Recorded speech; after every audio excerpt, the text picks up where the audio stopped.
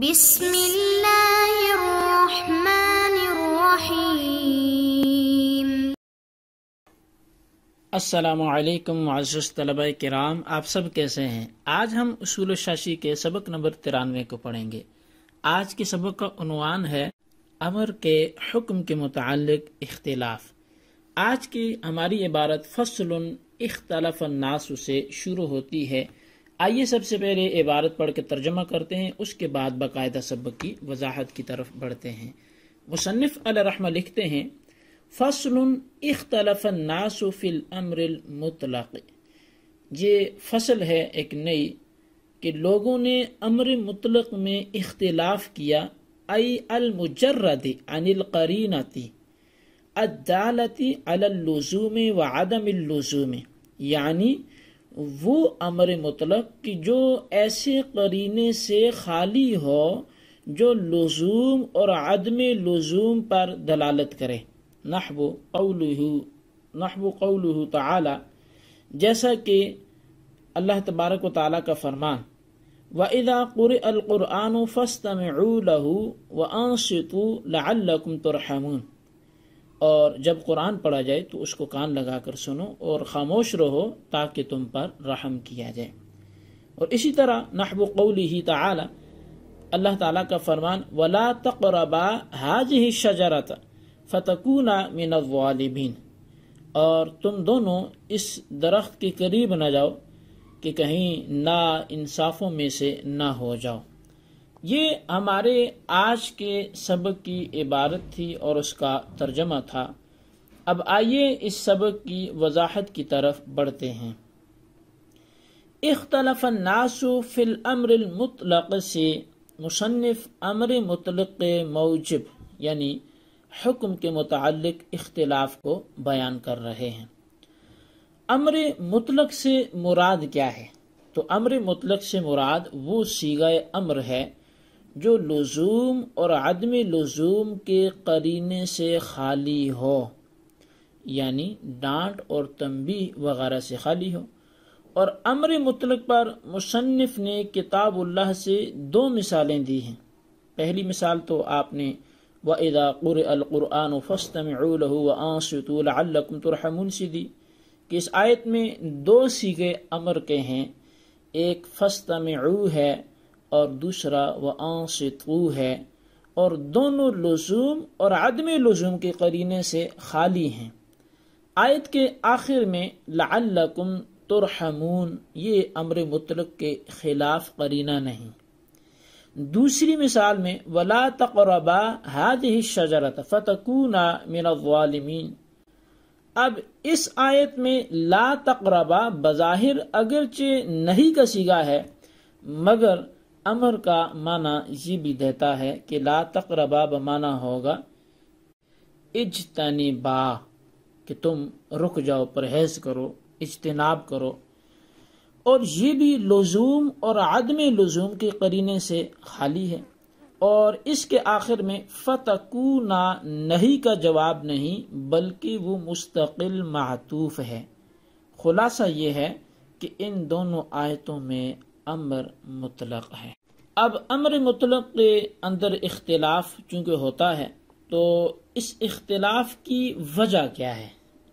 تو ائمہ کرام کا اس بارے میں اختلاف ہے کہ جب امر مطلق ہو تو وجوب کے لیے ہوگا یا اباحت کے لیے ہوگا یا استحباب کے لیے ہوگا یا ان کے درمیان مشترک ہوگا یا دلیل آنے تک توقف واجب ہوگا۔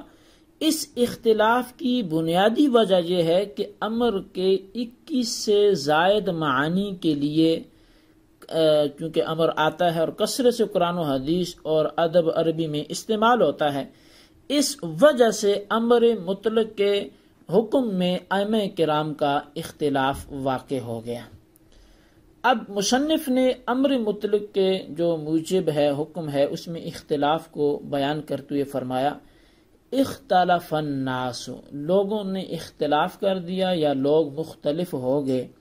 اب یہاں الناس پر جو الف لام ہے یہ عہد خارجی کا ہے، چونکہ عہد خارجی کی ہم مثال پڑھتے تھے فعصا فرعون الرسول، اب یہ جو الرسول اب الف لام یہ عہد خارجی کا ہے کہ ایک مخصوص رسول یہاں سے مراد ہیں، وہ حضرت موسیٰ علیہ السلام ہیں. تو ایسی ہی یہاں الناس میں الف لام جو ہے یہ عہد خارجی کا ہے، مخصوص لوگ مراد ہیں. یہاں عام لوگ مراد نہیں ہیں بلکہ اہل اصول مراد ہیں. اور اہل اصول کے نزدیک امر مطلق کے موجب میں 7 مذاہب ہیں. نمبر 1 جمہور احناف اور امام احمد بن حنبل، ان کا پہلا مذہب ہے اور ان کے نزدیک امر مطلق وجوب کے لیے آتا ہے. اور دوسرا مذہب بعض مالکی اصحاب کا ہے، ان کے نزدیک امر مطلق اباحت کے لیے آتا ہے. اور تیسرا مذہب اکثر معتزلہ، اور یہی ایک قول امام شافعی کے اقوال میں سے بھی ہے کہ جو امر مطلق ہے یہ استحباب کے لیے آتا ہے. اور چوتھا قول شیخ ابو منصور ماتوریدی، یہ جیسے شوافی کے ہاں اشاعرہ ابو الحسن اشعری رحمۃ اللہ تعالی علیہ ہیں، اور احناف کے ہاں شیخ ابو منصور ماتوریدی رحمۃ اللہ تعالی علیہ کے ہیں، جو عقائد کے باب میں جن کی بات سنی جاتی ہے. تو ان کے نزدیک امر مطلق وجوب ندب یعنی استحباب کے درمیان مشترک لفظی ہے. اور پانچواں مذہب جو ہے وہ بعض لوگ امر مطلق کو وجوب ندب اور اباحت کے درمیان مشترک معنوی قرار دیتے ہیں. قبل اس کے کہ ہم چھٹے مذہب کی طرف بڑھیں، آئیے پہلے یہ مشترک کے لفظی اور مشترک کے معنوی میں فرق سمجھ لیتے ہیں. مشترک کے لفظی یہ ہے کہ لفظ متعدد معانی کے لیے ابہاماً وضع کیا گیا ہو. مثلا لفظ عین ہے تو آنکھ، چشمہ، سونا، گھٹنا وغیرہ کے لیے یہ موضوع ہے، اس کو وضع کیا گیا ہے. جبکہ مشترک کے معنوی یہ ہے کہ لفظ ایسے معنی کلی کے لیے وضع کیا گیا ہو کہ جس کے بہت سے افراد ہوں. مثال کے طور پر انسان ہے کہ اس کو حیوان ناطق کے لیے وضع کیا گیا ہے تو اس کے کثیر افراد ہیں. تو یہ فرق تھا مشترک لفظی اور مشترک معنوی کے درمیان. اب چھٹے مذہب کی طرف ہم بڑھتے ہیں. چھٹا مذہب بعض لوگوں کا ہے جو کہتے ہیں کہ اللہ تعالیٰ کا امر وجوب کے لیے ہے اور رسول صلی اللہ علیہ وسلم کا جو امر ہوگا وہ استحباب کے لیے ہے. اور ساتواں مذہب ابن شریح شافعی ہیں، وہ فرماتے ہیں جب تک قرینہ نہ ہو تو توقف واجب ہے. اور یہی قول امام ابو الحسن اشعری رحمۃ اللہ تعالی علیہ کا بھی ہے. تو بہرحال یہ 7 مذاہب تھے، لیکن مصنف نے پہلے قول کو راجح قرار دیتے ہوئے اس پر دلائل دیے ہیں جیسا کہ آنے والی ابحاث میں موجود ہیں. اب یہاں پر ایک چیز ذہن میں رکھیے گا، ایک ہوتا ہے اختلاف اور ایک لفظ آتا ہے خلاف. خلاف اور اختلاف میں فرق ہے. ان دونوں کے درمیان عموماً 2 طرح سے فرق بیان کیا جاتا ہے. اختلاف جب ہوتا ہے تو یہ جانبین سے ہوتا ہے، یعنی ایک جانب بھی اختلاف رائے رکھنے والے موجود ہوتے ہیں، جانب مخالف میں بھی ہوتے ہیں، اور دونوں ایک دوسرے کے خلاف دلائل وغیرہ دیتے ہیں. تو اکیلے ایک بندے کا اختلاف نہیں ہو سکتا بلکہ جانبین سے ہوتا ہے اور اسی کو اختلاف بولتے ہیں. جبکہ خلاف جو ہے یہ جانب واحد سے ہوتا ہے. اور دوسرا فرق ان دونوں میں وہ یہ ہے کہ اختلاف کے اندر طرق اور مقاصد دونوں میں تباین ہوتا ہے، جبکہ خلاف میں اتحادی مقصد کے ساتھ طرق تباین ہوتے ہیں. یعنی طرق جو ہیں وہ متباین ہوتے ہیں جبکہ مقصد متحد ہوتا ہے. اور کبھی خلاف اختلاف کے معنی میں بھی استعمال ہو جاتا ہے، جیسا کہ ہم پڑھتے رہتے ہیں خلاف لمالک خلاف لشافعی. تو بہرحال یہ اختلاف اور خلاف کے درمیان بحث تھی.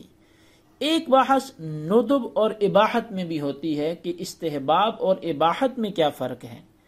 تو ان کے درمیان فرق واضح ہے کہ جو ندب ہے تو اس کے کرنے کو نہ کرنے پر ترجیح دی جائے گی کہ یہ کرنا بہتر ہے، ثواب ہوگا، نہیں کرے گا تو اگرچہ گناہ نہیں ہے، لیکن کرنے کو نہ کرنے پر ترجیح دی جائے گی، وہ کام کرنا بہتر ہوگا.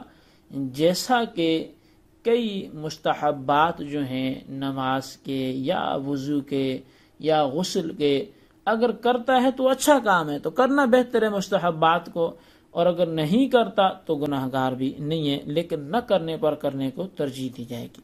جبکہ اباحت میں کسی کو دوسرے پر ترجیح نہیں ہوتی، بلکہ دونوں جہتیں برابر ہوتی ہیں، تو لہٰذا یہ فرق رہے گا ندب اور اباحت کے درمیان۔ جی طلبہ کرام، یہ ہمارا آج کا سبق تھا۔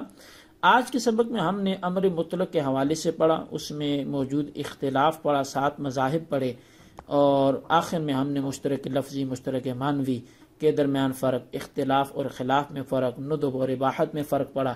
اس سبق کو خلاصتاً اپنے پاس نوٹ کریں، بالخصوص ان سوالات کے جوابات دیں۔ سوال نمبر 1 یہ ہے کہ امر مطلق کا معنی بیان کریں۔ سوال نمبر 2 یہ ہے ندب اور اباحت میں فرق بیان کریں۔ سوال نمبر 3 یہ ہے اختلاف اور خلاف میں فرق بیان کریں۔ اللہ تبارک و تعالیٰ سے دعا ہے جو کچھ آج ہم نے پڑھا سنا اسے یاد رکھنے کی توفیق نصیب فرمائے۔